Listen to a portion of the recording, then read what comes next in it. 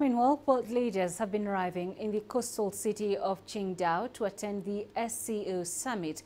The heads of state who arrived today include Uzbekistan's President Shavkat Mirziyoyev, Pakistani President Mamnoon Hussain and Iranian President Hassan Rouhani. This is the first time a Pakistani leader has attended. The country joined the organization as a full member last year. Let's get you more insights on this. Brooks Spector now joins me from our studios in Johannesburg. He is an international relations expert. Brooks, thank you for joining us. China and Russia continue to enjoy warm bilateral relations. What's the significance of President Putin's latest visit to China?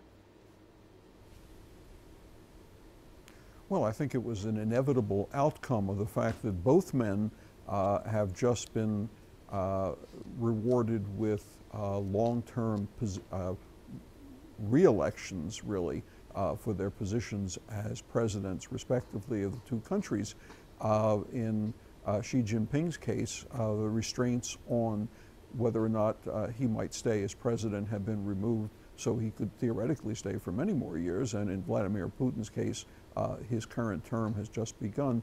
I think the real key part of this is that we're really in a cloud of summitry and international meetings. If I were a fly on the wall in the private conversation between Xi and Putin, here's what I think they'd be talking about. Not the medal, which is very nice, but they'd be talking about what in the world is going to happen between Kim Jong-un and Donald Trump in the circumstances of North Korea's nuclear developments and the possibilities, although they're a little faint now, the possibilities of greater relationships in the future between the two Koreas and potentially North Korea and the United States. That's one. The second thing would be to look at the Iran nuclear accord. You'll remember the United States has walked away from that, but the European powers and Russia and China are still supportive of it.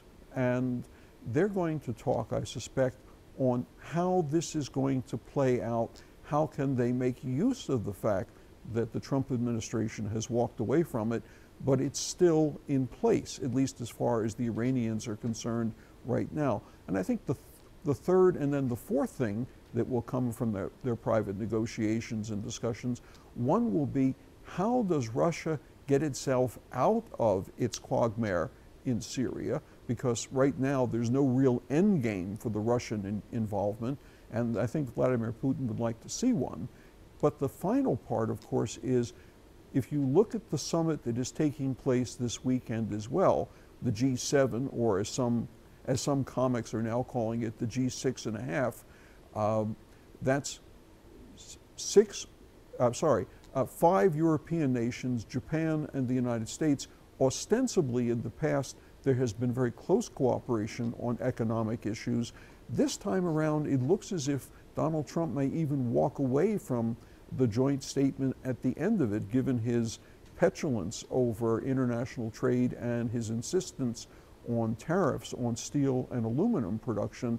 So I think that Xi and Putin are going to be very carefully trying to evaluate how best to maneuver in that new, rather more uncertain space. Those, I think, are the main topics, even more than might be otherwise perhaps economic cooperation, Russian gas and oil sales to China, China investment in Siberia and the far northeast. Those are sort of the standards of Russia-China relations, but this world is a little different than it might have been a year or 2 or 3 ago. Now, talking about this year's Shanghai Cooperation Organization Summit, which is about to start in China, what are the benefits of belonging to this organization for the member states? Well, I mean, that's a question, and I've done a little reading on it. I can't swear to be an expert on the Shanghai Cooperation Organization, but are you still there? Sorry, are we still there? Hello? Yes, go ahead, Brooks. Oh, are you still there? Okay. Sorry, I lost you for a second. But I think the benefits of the institution, it's not really an institution. It's an association of countries across East, Central, and Southern Asia, it pits a number of countries who might otherwise be rivals. China and India, for example, India and Pakistan, China and Russia, for that matter.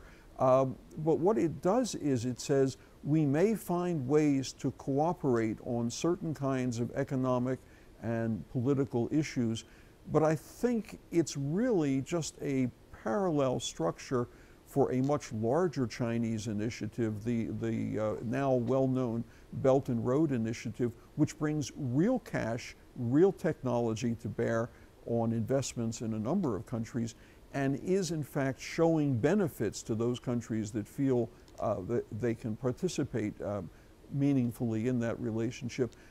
In that sense, I'm something of a skeptic of organizations that just say we have launched an organization. I know it's been around for a number of years, that are going to have benefits in the future, but have no specific and precise secretariat and plan of action to make these come through. Compare it with the Belt and Road Initiative and the monetary muscle that's being brought to bear, and I think you see where I'm going with this.